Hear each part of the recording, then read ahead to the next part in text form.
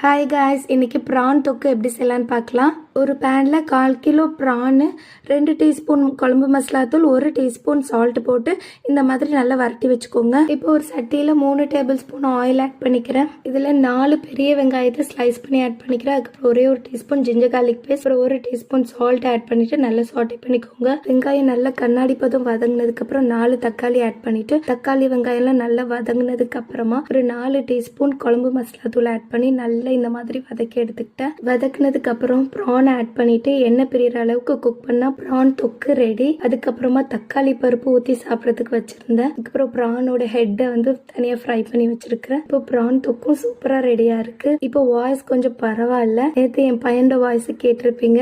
நிறைய பேர் கியூட்டா இருக்குன்னு மெசேஜ் அனுப்புனீங்க. எல்லாருக்கும் ரொம்ப ரொம்ப தேங்க்ஸ். இப்போ சக டைம் ஆயிடுச்சு. சாப்பாடு எடுத்து வச்சு சாப்பிட்டுட்டு இருந்தேன்.